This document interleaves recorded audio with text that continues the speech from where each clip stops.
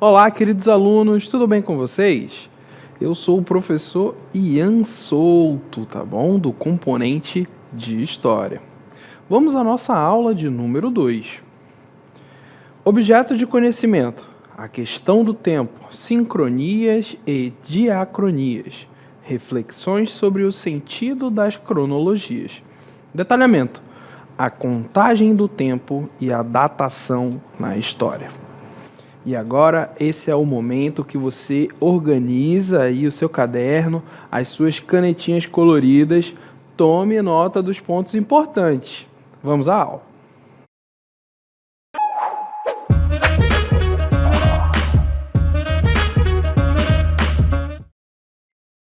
Maravilha! E olha só, a nossa aula vai tratar, né, de um tema muito importante, que é a relação do tempo e a história, né? O tempo, ele é fundamental para a história, por várias razões, né? São, né, dois tópicos que se complementam. Afinal de contas, a história nada mais é do que você revisitar, né, nós, seres humanos, em diferentes momentos do tempo histórico, tá? E olha só, a gente pode enxergar que existem diversos, vamos dizer assim, diversas palavras, né? Diversos tópicos que nos fazem, né, fazer essa relação entre o tempo e a história. Como nós podemos, né, verificar no quadro? Bom, aqui nós temos diversos termos muito importantes para que nós, né, consigamos relacionar justamente o quê?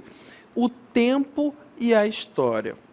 Olha só, dentro do nosso quadro, nós temos um que fala assim, o sequenciamento de eventos, né? O tempo, ele permite justamente o quê? Nós organizarmos os eventos de uma maneira o quê? Sequencial. Então, antes, né, aconteceu algo e depois já ocorreu uma outra situação. Então, nós temos o quê? Uma sequência de fatos. E a história, justamente, né, nos ajuda a enxergar o sequenciamento dos eventos, né? Os eventos, eles ocorrem em uma determinada ordem. Então, você acredita, né? Na verdade, você enxerga esses eventos de uma maneira muito mais clara a partir do olhar da história. Assim como a causa e efeito, né? Compreender justamente o tempo é essencial para, né, compreender as relações de causa e efeito entre os diferentes acontecimentos. Essa causa e efeito, ela permite-nos, né, analisar como os eventos do passado influenciaram e influenciam diretamente para o hoje e também para projetar o futuro. A história, ela é justamente esse olhar para os eventos do passado e que ajuda a compreender o hoje e projetar o amanhã.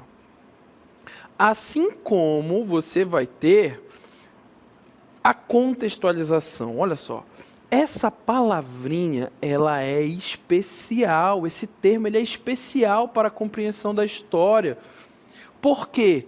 Tudo depende do contexto na qual os seres humanos estavam ou estão inseridos, ou o contexto na qual aquela situação, né, aquela determinada situação aconteceu. O contexto é que define tudo. Ele permite entender as mudanças ao longo do tempo. Permite também analisar as sociedades, as culturas, as instituições, né? A partir desse contexto, fica muito mais fácil você compreender os eventos históricos e analisar retrocessos, evoluções, avanços. Então, essa palavrinha é mágica no estudo da história. Contexto ou contextualização. Assim como a identificação de padrões, né? Ao observar os eventos ao longo, né, dos períodos da história, você consegue perceber diversos padrões ou tendências que contribuem para uma compreensão muito mais profunda dos fenômenos históricos. É por isso que a história ela ajuda a projetar o futuro também, baseada no quê? No passado. Então, você está inserido, né, no estudo da história, é justamente sempre estar atento ao que já aconteceu no passado, para compreender o presente e projetar o futuro. Assim como a construção de narrativas. A história, ela tem como essência justamente o quê? A narração, o contar sobre o passado.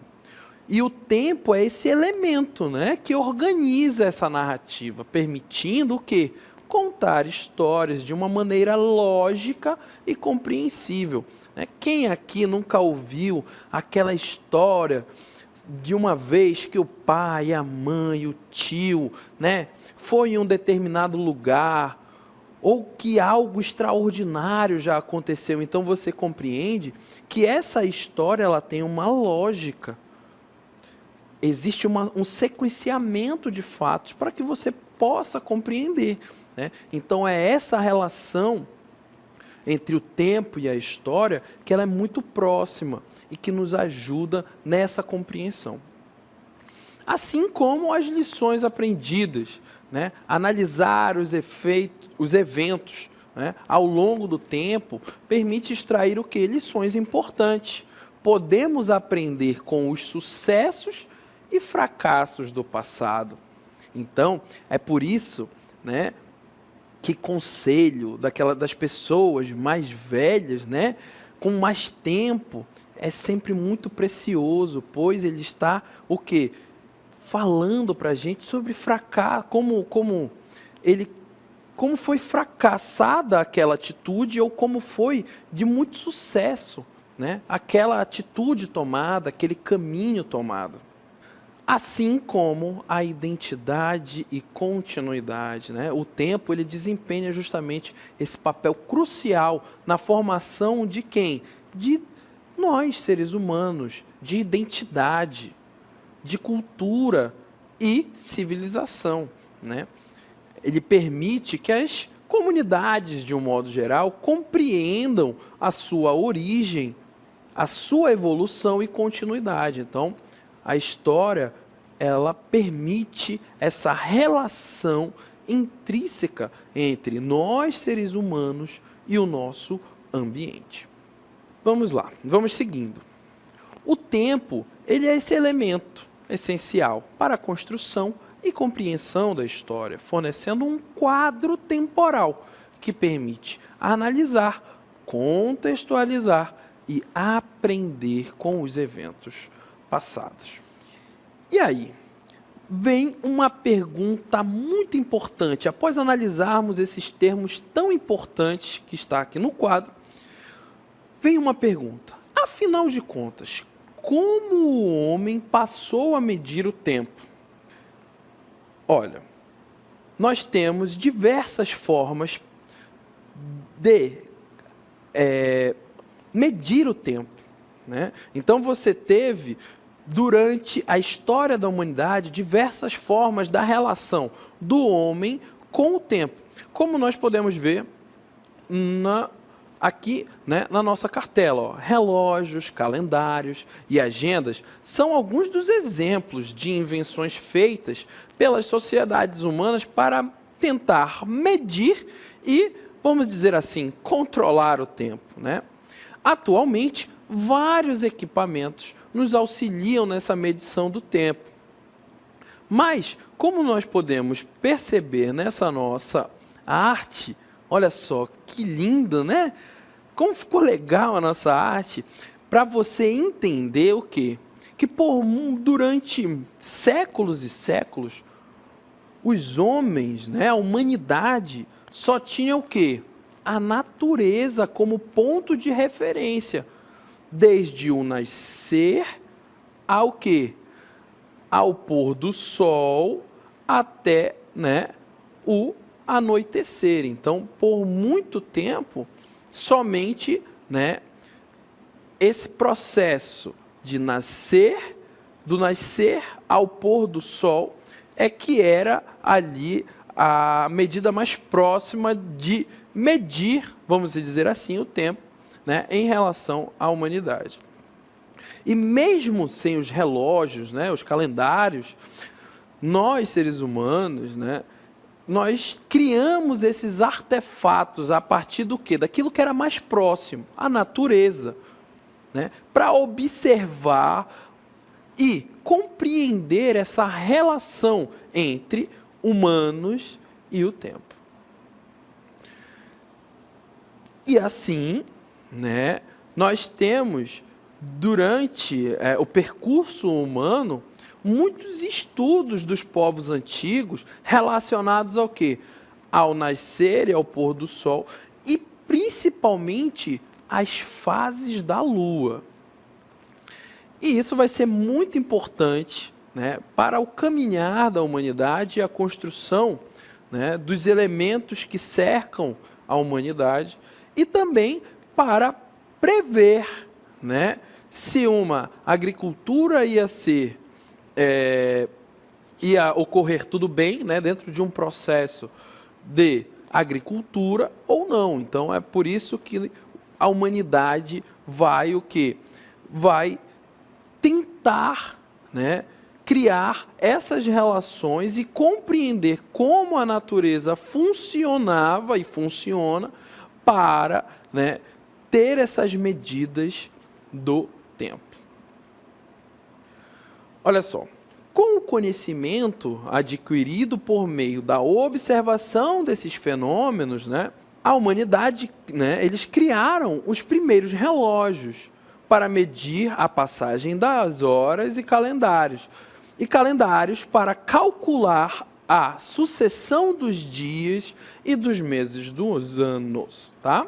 O tempo do relógio ordena os breves episódios de um dia, informando que acontecimento veio depois do outro. Mas há sociedades para as quais os horários não são importantes, como os grupos indígenas da América. Então, você já percebe o quê?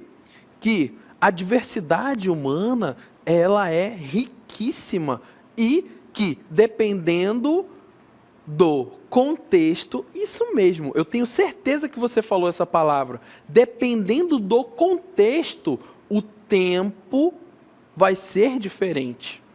E aí você consegue compreender que nós, seres humanos, somos diversos. A diversidade humana de lidar não somente com o tempo, mas para com a natureza e o meio, ele é diferente.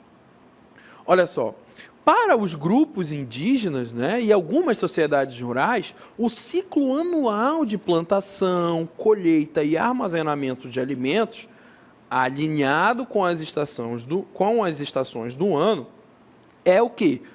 Prioritário, era uma prioridade, né? Alguns utilizam o Sol como referência temporal, né, do tempo, enquanto outros valorizam as estações, primavera, verão, outono e inverno. E aí nós passamos, né, da medição do tempo e da relação do tempo para com a natureza e mudamos para o tempo medido pelos calendários. Olha só, o calendário é um sistema de medição de dias inteiros e não de horas, como fazem os relógios. Por isso, o tempo medido pelos calendários, ele é bem mais longo. As sociedades humanas criaram diferentes calendários ao longo do tempo. Isso é um ponto muito importante. Por quê? O nosso componente, o componente de história, ele vai ajudar você justamente a tentar compreender como nós, seres humanos, apesar, né, de sermos todos, né, humanos, mas o quanto o contexto, não esqueça esse termo ele vai te acompanhar pela tua vida estudantil toda. Você, a partir do momento, a partir de agora, toda vez que você for estudar história, que venha esse termo importantíssimo, contexto. Ele vai te ajudar muito a entender as diferenças, principalmente pelo quê? Pelas sociedades. Afinal de contas, você tem o quê? A diversidade humana. Como a gente vai perceber agora nos calendários. Apesar, né, do dia ter 24 horas para todos os humanos, mas você tem relações diferentes para com essas 24 horas. Como nós podemos perceber agora, a partir do calendário egípcio. Olha só, o calendário dos egípcios ele foi criado ali por volta de 6.000 anos atrás e está entre os mais antigos. Ele é baseado no ciclo lunar. O que seria o ciclo lunar? No ciclo da Lua. Ele tinha apenas 12 meses que somavam 354 dias. Cerca de 1.000 anos depois, os egípcios adotaram um calendário solar de 365 dias divididos em 12 meses, né? Muito próximo àquele que utilizamos hoje. Ao final do 12º mês, eram acrescentados 5 dias complementares. Então, você já percebe que o modo de lidar com o tempo e com os dias dos egípcios, ele nem sempre foi o mesmo. Porque houve o quê? Uma adaptação e houve uma outra base, né? Ao invés da Lua, eles mudaram e utilizaram o ciclo solar. Então você percebe que o tempo, como, né, já disse lá atrás Albert Einstein, ele é relativo e depende muito do contexto. Perfeito. Olha lá, vamos ao calendário, né, dos povos da América. Olha só, os antigos habitantes da América, eles também, né, inventaram diferentes calendários. Olha só, os povos indígenas também têm uma maneira muito própria de marcar a passagem do tempo. Para alguns desses povos, a passagem do tempo está relacionada à agricultura e aos fenômenos naturais, como a chuva e o frio. Dentro desses antigos povos da América, nós temos um povo que é o povo Inca, que nós vamos utilizar, por exemplo.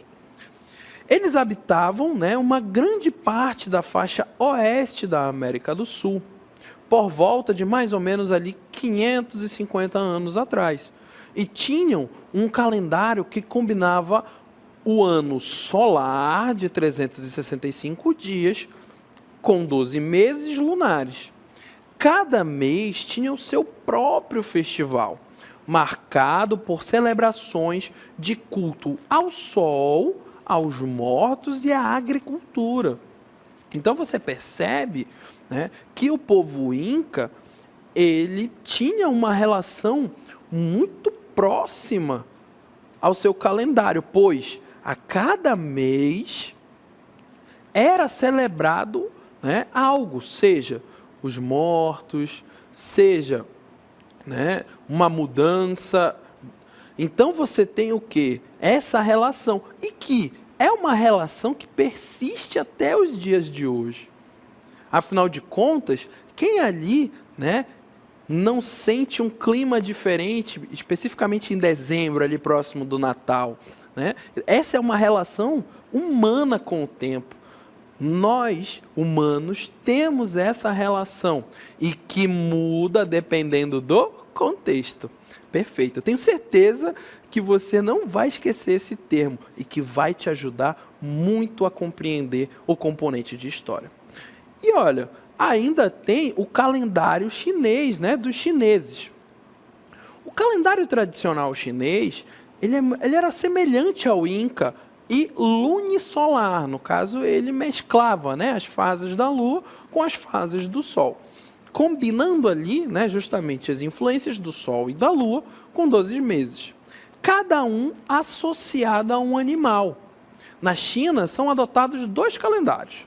O ocidental solar, para atividades cotidianas, e o tradicional, principalmente para eventos culturais, como o Ano Novo Chinês e o Festival do Meio Outono. Então, olha só como você percebe que essa sociedade já lida com a relação do tempo mesclando para uma questão formal, mais adequada, vamos dizer assim, para com as relações com o Ocidente, e outro calendário mais cultural, que celebra, né, as suas manifestações culturais, para você perceber o quão é complexa a relação dos seres humanos e que, dependendo do seu contexto, né, os dias e os meses dos anos não são os mesmos.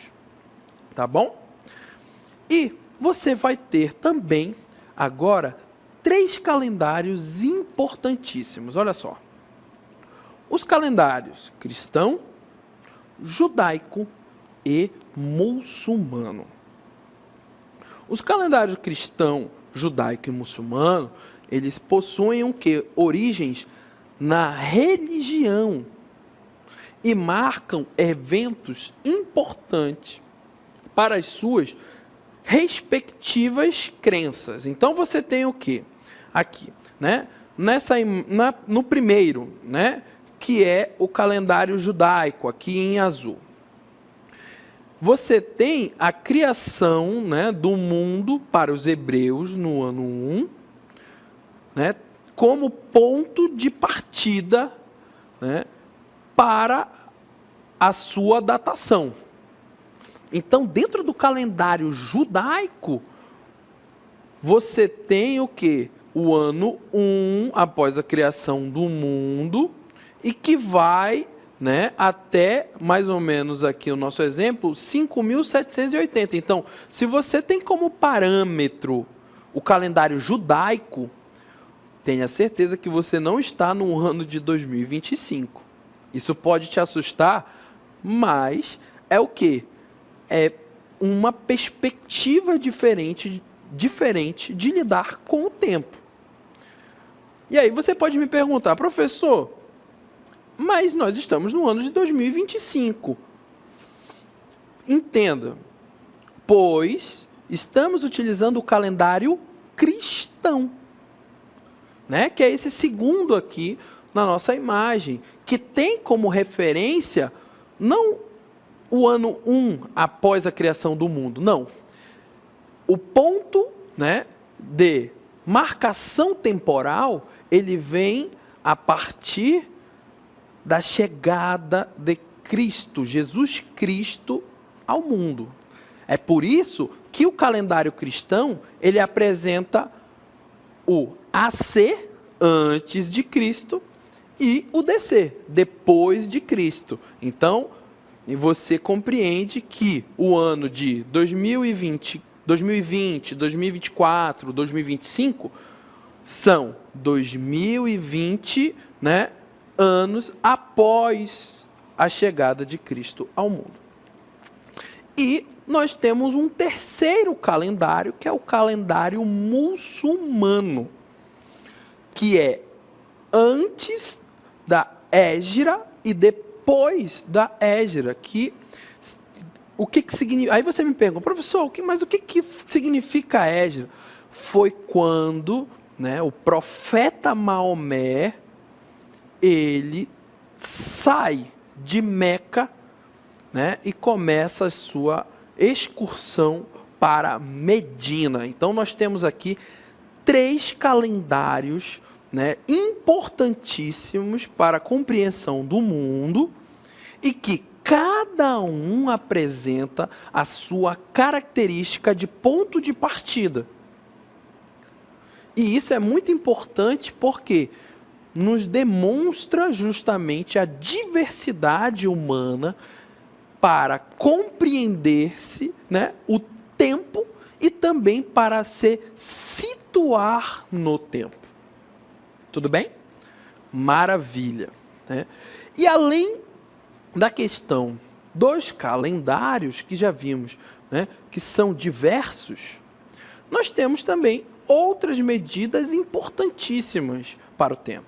Olha só, década, século e milênio são outras unidades criadas pelo ser humano para medir o tempo, com duração mais longa, como o milênio, né? A década, ela justamente corresponde a esse conjunto de 10 anos.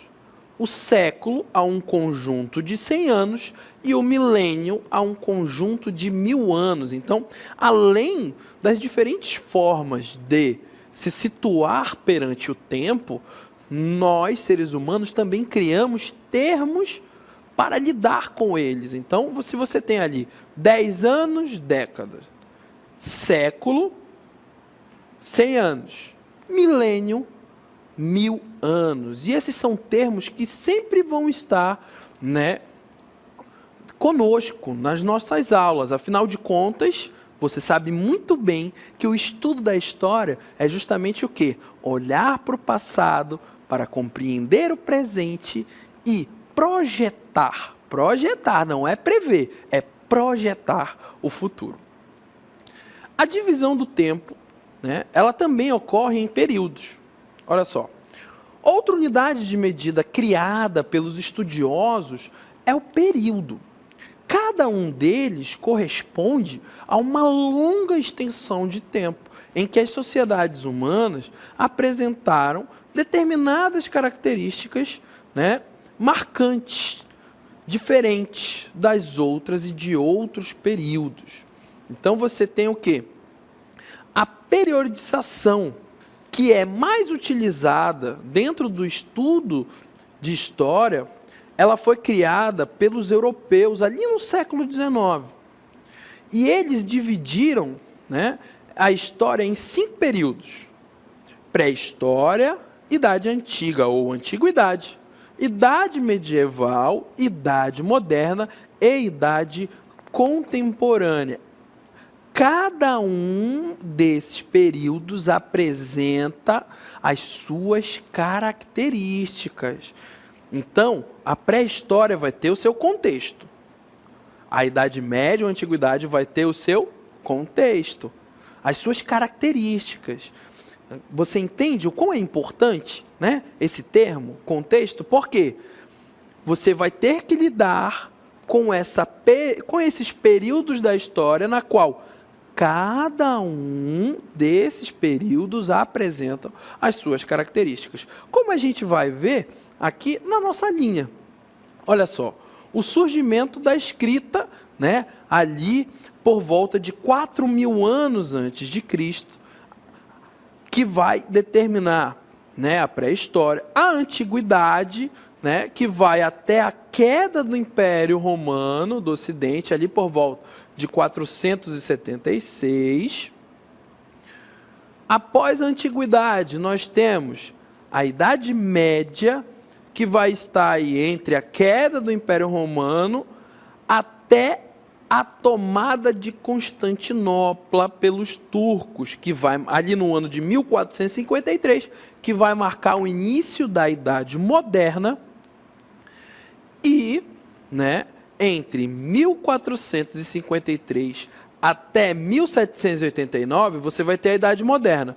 Mas a partir de 1789, com a chamada Revolução Francesa, né, dar-se início à Idade Contemporânea.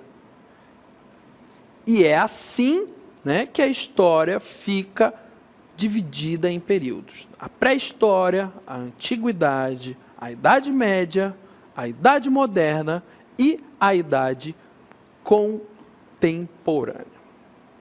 E assim finalizamos a nossa aula.